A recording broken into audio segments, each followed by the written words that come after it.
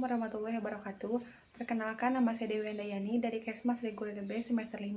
Di sini saya akan mereview beberapa jurnal tentang obesitas yang diampu oleh dosen Pak Hamdan dalam mata kuliah Surveillance Kesehatan Masyarakat. Baik, di sini saya akan menjelaskan jurnal yang pertama tentang hubungan gaya hidup dengan obesitas pada remaja SMP sederajat. Yang pertama adalah latar belakang. Obesitas merupakan salah satu masalah kesehatan masyarakat yang mempunyai dampak yang cukup besar. Terjadinya obesitas secara umum berkaitan dengan keseimbangan energi di dalam tubuh yang dipengaruhi oleh faktor yang berasal dari dalam tubuh ataupun dari luar tubuh. Yang berkaitan dengan gaya hidup seperti perubahan pola makan dan rendahnya aktivitas fisik yang kemudian membuat semakin banyak penduduk golongan tertentu yang mengalami masalah gizi berlebih. Dari hasil Riskesdas 2017 menunjukkan prevalensi obesitas secara nasional adalah sebesar 19,1%. Prevalensi nasional obesitas pada laki-laki lebih rendah daripada perempuan, secara berturut-turut sebesar 13,9% dan 23,8%. Di Kabupaten Jombang tahun 2014, dari jumlah yang dilakukan pemeriksaan obesitas ini, yang dinyatakan obesitas sebesar 2.452 laki-laki dan 3.068 perempuan. Sedangkan berdasarkan data dari Dinas Kabupaten Jombang tahun 2015, dari jumlah yang dilakukan pemeriksaan obesitas ini, yang dinyatakan obesitas sebesar 10.304, terdiri dari 4.941 laki-laki dan 5.363 perempuan. Selanjutnya ada tujuan. Penelitian ini bertujuan untuk mengetahui hubungan gaya hidup dengan obesitas pada remaja SMP sederajat di wilayah kerja Puskesmas Pulau Lor Kabupaten Jombang. Lalu ada sampel atau populasi. Populasinya adalah remaja obesitas di SMP sederajat kelas 7 yang berjumlah 34 orang. Selanjutnya metode. Teknik sampling penelitian ini adalah total sampling. Variabel independen adalah gaya hidup dan variabel dependen adalah obesitas pada remaja SMP. Untuk desainnya, jurnal ini menggunakan desain penelitian cross-seksional. Selanjutnya ada hasil. Hasil penelitian menunjukkan bahwa sebagian besar atau 55,9% responden mempunyai gaya hidup negatif sebanyak 19 orang, dan sebagian besar responden memiliki obesitas 2 sebanyak 21 orang. Dari hasil uji korelasi menunjukkan nilai P volume sama dengan 0,02 kurang dari alfa 0,05, yang berarti ada hubungan antara gaya hidup dengan obesitas pada remaja SMP sederajat di wilayah kerja Puskesmas Pulau Lor Kabupaten Jombang. Selanjutnya pembahasan. Yang pertama, gaya hidup pada remaja SMP sederajat. Diketahui bahwa dari 19 responden mempunyai gaya hidup negatif dapat dilihat dari pola makan yang buruk seperti sering mengkonsumsi gorengan, makanan dan minuman yang manis, mie instan, ngemil, jarang mengkonsumsi sayur dan buah, jarang sarapan pagi, dan makan tidak tepat waktu. Selain itu juga dilihat dari aktivitas fisik yang rendah seperti jarang olahraga, sering menonton televisi dan bermain game, dan jarang bersepeda. Yang kedua, obesitas pada remaja SMP sederajat. Berdasarkan penelitian, responden yang berjenis kelamin perempuan memiliki obesitas lebih tinggi. Keadaan ini memungkinkan karena ada perempuan memiliki aktivitas fisik yang rendah. Yang ketiga, ada hubungan gaya hidup dengan obesitas pada remaja SMP sederajat di wilayah kerja Puskesmas Pulau Lor Kabupaten Jombang. Gaya hidup seperti perubahan pola makan dan rendahnya aktivitas fisik ini yang kemudian membuat semakin banyak penduduk golongan tertentu yang mengalami masalah gizi berlebih. Aktivitas fisik merupakan salah satu faktor yang dapat meningkatkan kebutuhan energi. Yang terakhir ada saran. Obesitas remaja di SMP Jombang ini cukup banyak, jadi disarankan kepada keluarga, teman, pemerintah desa setempat ataupun guru di sekolah untuk memberikan penyuluhan bahaya obesitas dan diberikan penyuluhan tentang gaya hidup sehat kepada para remaja agar tetap melaksanakan hidup sehat.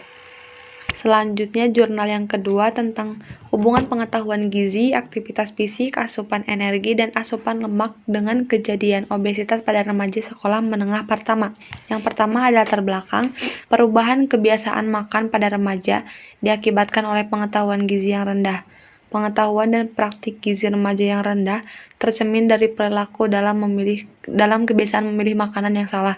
Remaja yang memiliki pengetahuan gizi yang baik akan memilih makanan sesuai dengan kebutuhannya.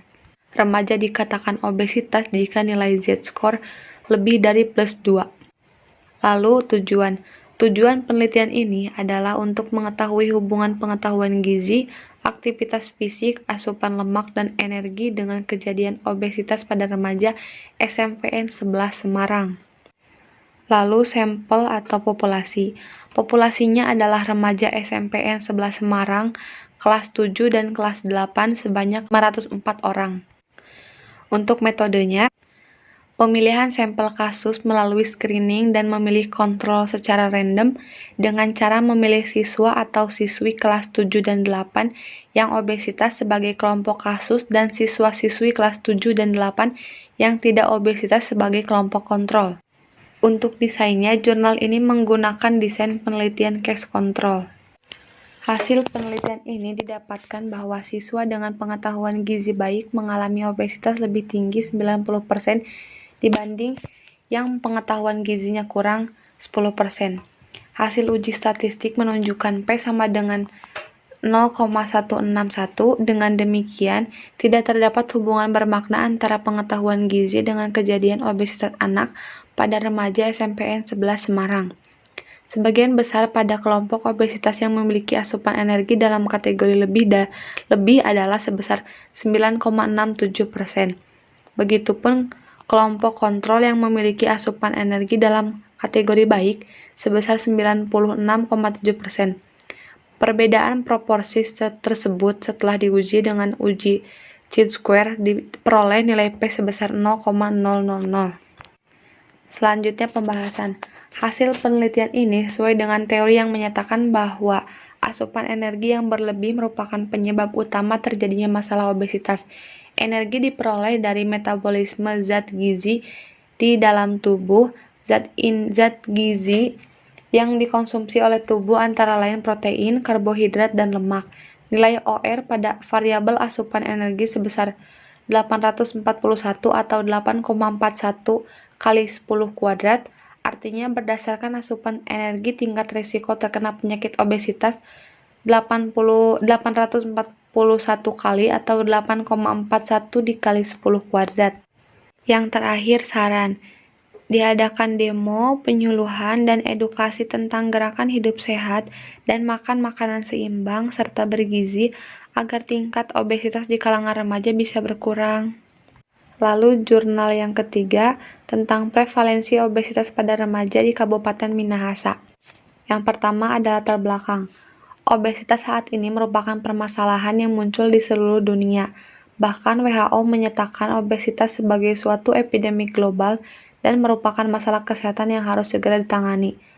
Gaya hidup remaja saat ini yang sering melewatkan sarapan dan lebih suka mengkonsumsi fast food, serta cenderung sedentary lifestyle, membuat remaja beresiko untuk menderita obesitas. Yang kedua ada tujuan. Penelitian ini bertujuan untuk mengetahui prevalensi obesitas pada remaja di Kabupaten Minahasa. Yang ketiga ada sampel atau populasi.